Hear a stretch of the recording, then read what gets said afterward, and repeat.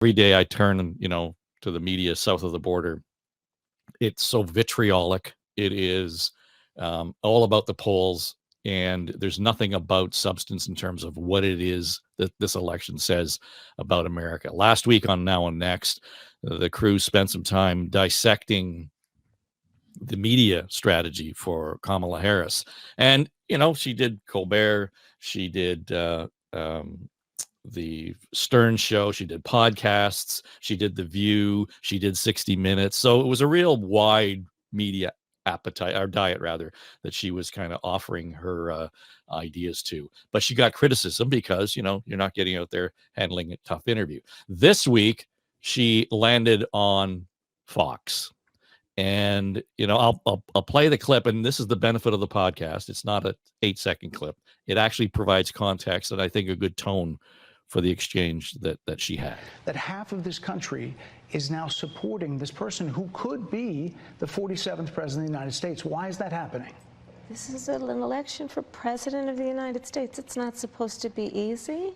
I know, but it's not supposed to be. It is not supposed to be a cakewalk for anyone. So are they misguided, the 50%? Listen, are they stupid? What is it? I would never say that about the American people. And in fact, if you listen to Donald Trump, if you watch any of his rallies, he's the one who tends to demean and belittle and diminish the American people. He's the one who talks about an enemy within, an enemy within, talking about the American people, suggesting he would turn the American military on the American people. We asked that question to the former president today. Harris Faulkner had a town hall, and this is how he responded. I heard about that. They were saying I was like threatening. I'm not threatening anybody. They're the ones doing the threatening. They do phony investigations.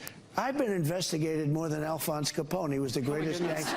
No, it's true. No, but think of it. It's called weaponization of government. It's a terrible thing. So, Brett, I'm sorry, and with all due respect, that clip was not what he has been saying about the enemy within that he has repeated when he's speaking about the American people. That's not what you just showed. Well, he was asked about that specific... No, that's not what you just showed. In all fairness and respect to you. That was the question that we asked him. You didn't show that, and here's the bottom line. He has repeated it many times, and you and I both know that. And you and I both know that he has talked about turning the American military on the American people. He has talked about going after people who are engaged in peaceful protest. He has talked about locking people up because they disagree with him. This is a democracy. And in a democracy, the President of the United States, in the United States of America, should be willing to be able to handle criticism without saying he'd lock people up for doing it. So finished with a flurry, finished strong. There's all kinds of commentary out there, Barb, in terms of was it a good idea, bad idea? I think it's one of those things, everybody kind of overthinks these things. Well, she's obviously doing it because they're afraid of the numbers that they're seeing. Maybe. Is there a aspect of that audience that she felt she could have cut through to? Based on that exchange, I think there was.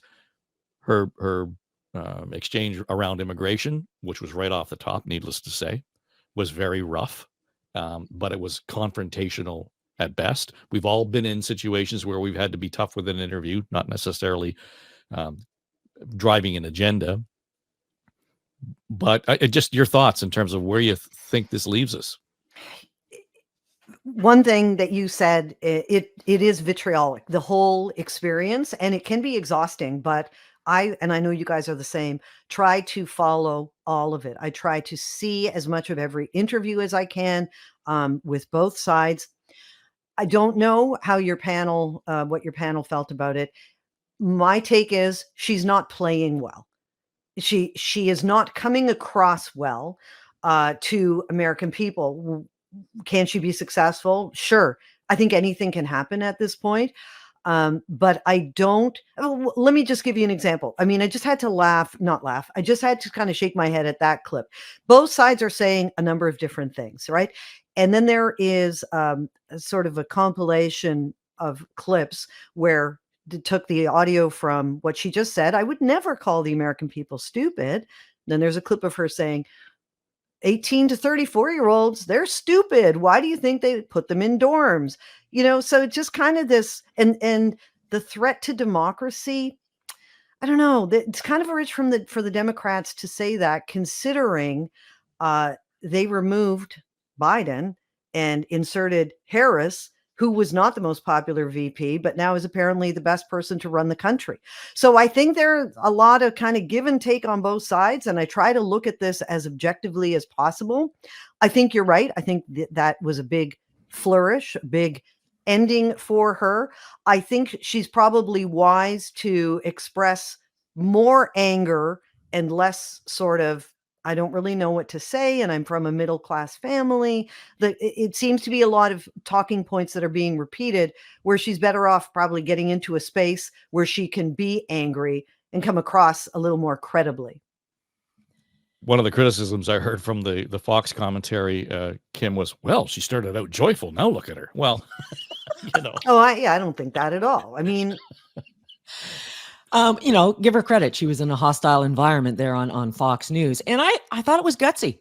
I thought she was in her element. I mean, she's a prosecutor. She's in this debate situation with this very strong-willed host with an agenda. And I think she gave as good as she got. Now, watching that, I'm like, the question I have is, will this help her or will this hurt her?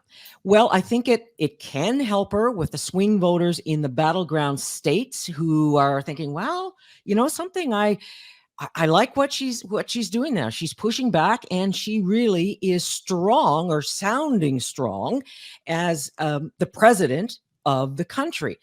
Can it hurt her? And it can also help her with, like, they're still playing those clips. The Democrats are running with it, as they should, to show how strong and presidential she is. Can it hurt her? Well, yeah, absolutely. There's also, and I think to Barb's point, there's a visceral reaction I have, and I can't quite put my finger on it, but there's something school marmy about how she presents. She's waving, like, not waving her finger, but it just feels like she's constantly scolding. Yeah. And trying to convince us that way. And I don't know what it is, but there's something off-putting about how she presents. And to the larger point, she says a lot of things and says nothing all the time. Well, then let's just go to the next step here.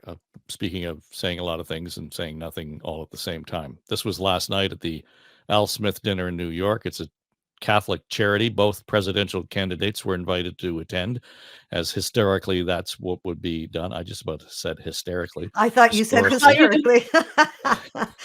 Maybe that is the right word to use. And Harris did not show up, but offered up a video and so on. And then Donald Trump had the stage to himself. My opponent feels like she does not have to be here, which is deeply disrespectful to the event, and in particular to our great Catholic community. Very disrespectful. The two candidates for president are supposed to exchange good-natured barbs, and we get along very well. I didn't like Biden very much, and now I like him quite a bit. And now I say that she's much worse than him. He was a much better candidate than her, actually. And when we hopefully win, dispose of her, I like her a lot, but right now I can't stand her. It's true. I can't stand her. If Democrats really wanted to have someone not be with us this evening, they would have just sent Joe Biden. The only piece of advice I would have for her in the event that she wins would be not to let her husband, Doug, anywhere near the nannies. Just keep them away. That's a nasty one. Yeah, needless to say. And just as a couple of footnotes. First, Melania showed up with him, which is a rare thing on the campaign. Ever say, well, why would you do that? You're in a Catholic Orthodox environment. And to remind everybody that you have marital problems in that room would have been a problem. Second, when asked this morning about some of the jokes on the Fox Morning Show, he had people from Fox News write some of the script for him. So, just back to the interview in terms of the agenda and how all of this is tied together. Um, I watched that last night, and to your point, Barb, I think you want to watch as much as you can. Mhm. And I'm brought up in the Catholic school, Catholic church, and I thought, what the hell are you people doing, entertaining that kind of bullshit? And some of the stuff they clapped at was not just awkward. I'm thinking, where is your sense of value in term? I think even the joke about her husband and the nanny. I think it's seriously. It's it, I hear what you're saying, and I'm watching it. It just felt more like a roast. I think it has become this sort of thing where everyone gets they're like a stand-up comedian. I really think she missed an opportunity by not going, because one of her strengths is speaking from a teleprompter, and a teleprompter was allowed.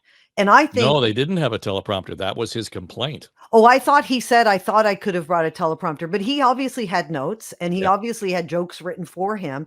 And I think she actually could have done well in that environment in going head to Right. head with him. Yeah. I really think it was a missed opportunity for her. Really? Yeah.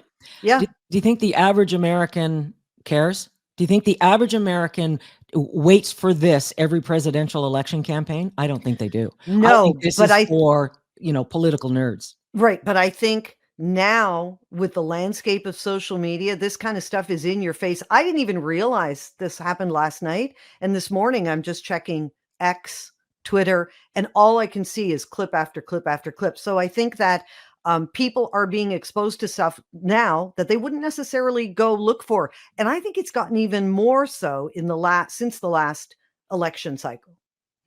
I don't disagree with that, but Dave, to your point about the the Catholics who are there and laughing at these jokes and The Cardinal's sitting right beside him, Yeah. by the way. so what kind of pushback is there now after the fact? Like, why are they still entertaining this? To your point, this asshole. Why would they even go there? They know his MO. Well, why would they? Because they always have. Well, stand up and make a change because of the candidate. Well, they did it. Roe v. Wade clearly playing a big role in their cheering for Donald Trump. That's a huge part of that. But everything else that kind of went on there, and yes, it would have been a roast if someone else had been delivering those lines. It's like the lines themselves, some of them were funny. I'm supposed to come up here and tell a self-deprecating joke about myself. I got nothing. Okay, that's funny from Donald Trump. I get it. But there are certain elements in there that were just pure smarm.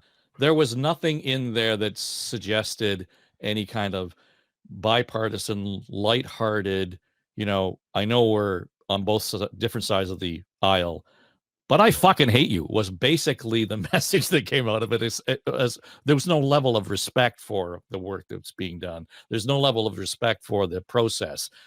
And to me, that's where I kind of fall down, whether it doesn't matter what church it is. It doesn't matter what fundamentalist, it doesn't matter what religion it might be that's endorsing a guy like him. Really, that's what we're getting into bed with. I think a lot of this election on both sides has gotten very smarmy.